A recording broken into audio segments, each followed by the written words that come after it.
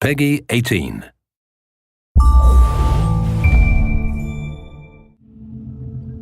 Hi there, my name's Jamie Keane, I'm the lead game designer on Far Cry 3, and this is Mark Thompson, I'm the level design director. So what we're going to show you today is we're going to show you a run through. So you find yourself to begin with in Amanaki Village. Now this is one of the hubs in the game.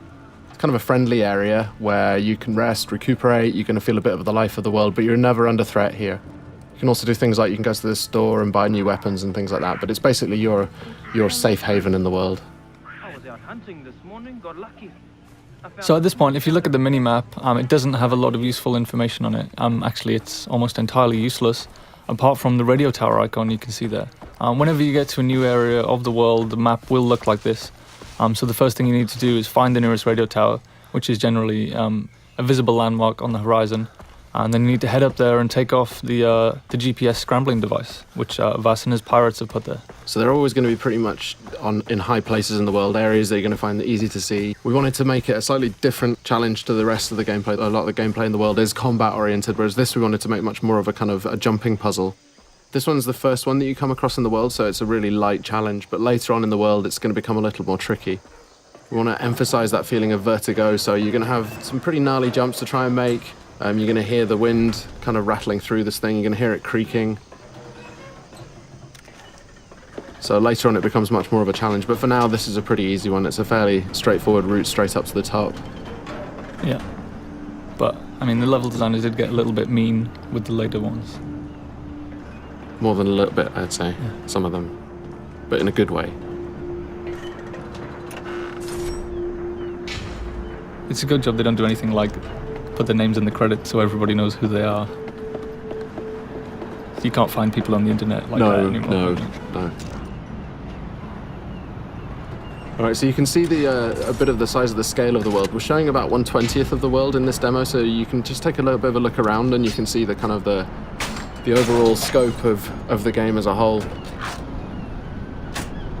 Everything you can see in the world you can get to at any time, and you can explore, and when you get there the world will reward you for doing so. It'll be fun.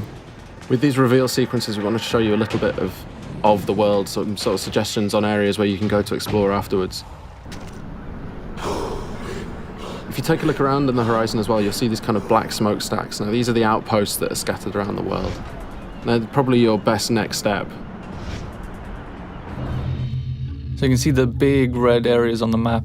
They dictate that the pirates control this part of the world. So when you move around the world, you might be ambushed, you might come across roadblocks as you're driving around.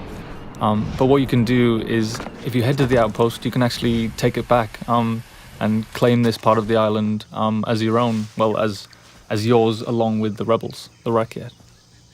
So gradually as you move through the world, you end up kind of cleaning the map.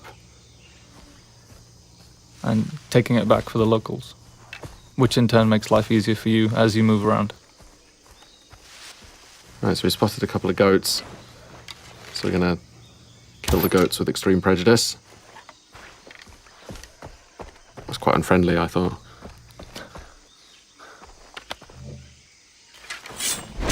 That was more unfriendly, though. Yes, certainly. Yeah. All right, so we skinned the goat, so now we've got a skin from the goat, so we can use that to craft. This is the crafting menu, and in here you can see all the different things that you can use animal skins to craft. Right now we're going to go and we're going to craft a weapon holster, which is going to let us then carry 4 weapons. The loadout that you have in this demo is a little bit, we kind of cheated slightly just so that it was more fun to play for the demo, but normally you would have to build up from pretty much nothing. You know, you start off in the world and you start off like Jason starts off in this world. You know, he's this young 25-year-old guy without much of a clue, and he's kind of got a gun and nothing much else, so there's a parallel there between the way that Jason starts in the world and the way that you start in the world. Again, the locals need the help of a plucky young hero. Jason hears the call of duty and sees an opportunity for a Medal of Honor, so he heads out into the battlefield to try and resolve the crisis in uncharted territory. But it's kind of the borderland between a serious... All right, so we're here at the outpost now. Now we've got the camera out, which is going to give us a kind of a bit of a chance to look around and spot some enemies, tag them so we can work out a better route, a better path. This is one of the things that wasn't part of Far Cry 2 really, but It was a cool feature in Far Cry 1 that we liked, so we brought it back. And these outposts as well, they're going to really change the feel of the world. If you take them out, then you control the area, and then the Rakyat are going to move in. It's no longer going to be enemy controlled, it's going to be friendly controlled, so it's much easier for you to move around in the world. But you've got to take it out first. And one of the things you want to avoid is getting these guys to set the alarm off. So you can approach it just all guns blazing, or you can charge in and well, not charge in fact, but take it a bit easier and try and do more of a stealth route. Spot the guys first, try not to get spotted. If they do spot you, they're going to run for an alarm, so you want to stop them setting that alarm off.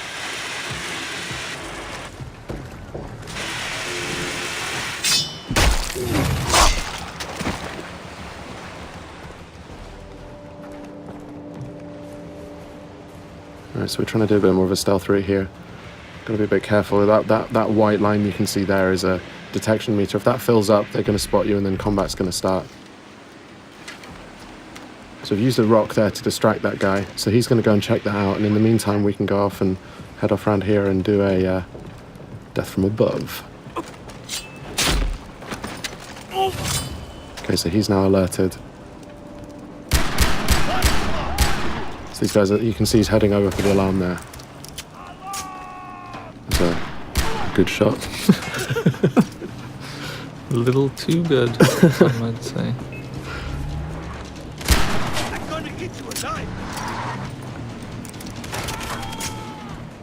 Alright, so it's all kicked off now because they can hear you. So this is the thing. I mean, once you do go weapons loud, the world reacts to it, and the world's going to come and find out and see what you're up to. And it's not just the guys in the outpost. If there are any patrols that are moving around the area, like boat patrols might come in from the ocean, or any guys driving along the roads nearby, they're going to hear gunfire, and they're all going to be attracted. Another good shot there, I think. If a little too good. Yeah. Could you just set the alarm? Through the guy. So we've got the quest on the board right nearby. We've also got this hunting quest down here. The other thing it's done is opened up a fast travel node. Now, fast travel is something we really wanted to get into the game so that you decide how you move around the island. Here we can see the weapon store. Just going to go and upgrade one of the weapons that you've got. But yeah, you can stock up on any ammo that you're missing. You can buy consumables like health packs and body armor. Mm-hmm. You can buy maps as well if you're interested in exploration. It's going to show you where all the different collectibles are. You can see where all the chests are. You can see where all the relics and all the lost letters and the memory cards are. All right, so this is the weapon upgrade system. So each weapon has a different set of upgrades that you can use. Really good idea if you want to play more stealthily is to find a weapon that has a sound suppressor like this MP5 here. And you can also paint it pretty colours. Devilishly red. Devilishly red. Yes.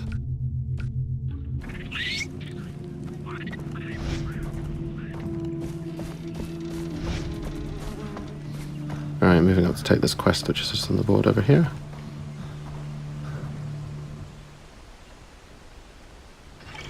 Dennis said that the jungle would speak to me. So the villagers in Amanaki have had some problems with local bears. They've been killing them, I guess. That's the problem they've had with them. They've been dying by bear.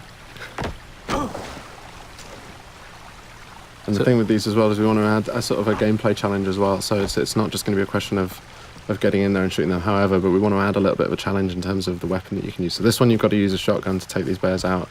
You've also got to find out where the bears are. So you've got that 3D objective marker, sorry. You can use a knife as well. Oh yeah, you can use a knife too, yes. But, yeah. Knife versus bear. It's a bad life choice. Always a good choice, always a good decision. Alright, so we're coming up on the quest location now, so we've got to go and pick up a shotgun. And you can see on the minimap we've just dipped into a new undiscovered part of the world. So if we didn't want to go kill these bears, we could head off to that radio tower and unlock a new section of the map and unlock some new side quests and things to do. But right now we're going to go and shoot bears. In the face? No, well I decided not to go within the face because... That would be too efficient. It would be. But there we can see it. Alright, now, bears can take a lot of punishment and they pack a real punch, as you can see there. When you get hit by them, you really know about it. I've seen it go a lot worse than that. Definitely. Well, that's the thing, because you feel all confident because, you know, they're not closing very quickly and then suddenly knock you over. Yeah. All right, so we're into the cave now. And this is it's a whole new dimension, I guess, that we added to Far Cry. Is lots of interior spaces. There's something that the tech couldn't do back in Far Cry 2, so it's something we added. So you'll have lots of and it just adds lots of interesting avenues for exploration. Lots of cave networks, tunnels underground, old mines, old temples, and there's always something to do and find down there. It's true. And you have a flashlight as well, so you can see where you're going. Indeed. Adding other dimensions, really. Got to interplanar experiences. Yeah, I mean, physically and metaphysically. So we added Hell and Rylea. And Yeah. In the last area, we headed to the radio tower first so we could figure out the lay of the land and decide what to do next. But in this instance, we just sold the smokestack and headed straight for it. And there's no order that you need to do anything. No, I mean, you don't have to do any of these things if you don't want to. It's just going to make it more difficult to... Oh, I think I heard a tiger. Ah, yes. That's kind of forced the hand on the stealth issue there a little bit, I think. Yes, a little too close to the outpost there. Explosive arrow. But they don't know quite where you are yet. They just heard the gunfire and they come and investigate. Oh, and this is the best explosive arrow ever. Great. I know I'll start a fire. So you can see there we used a few different types of arrowhead. They're actually craftable items. So you're not just stuck with the bow is a super cool stealth weapon for long range kills, but you can also go craft fire tips and explosive tips, so you can be more versatile at long range. But it still stays stealthy even if you've got those kind of like more full on arrowheads on them. Stealthy explosions. Yes. Stealth explosions. I think we should do that in the real one as well, actually. Stealth explosion.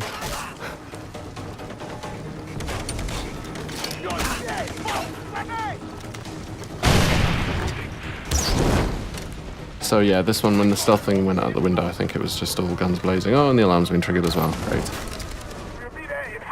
But you can see we've got, obviously the fire tech is back from Far Cry 2. I wanted to really make sure that we kept that one in.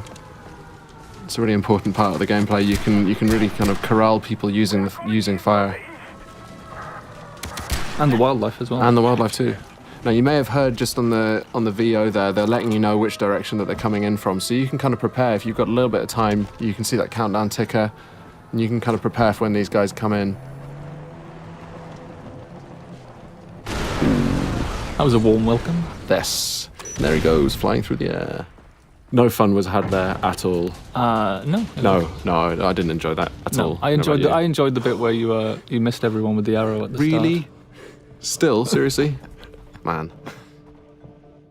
And that's the end of the walkthrough today. So thanks very much for listening in. Far Cry 3 is coming out on Xbox 360, PS3 and PC. Looking forward to seeing you guys out there.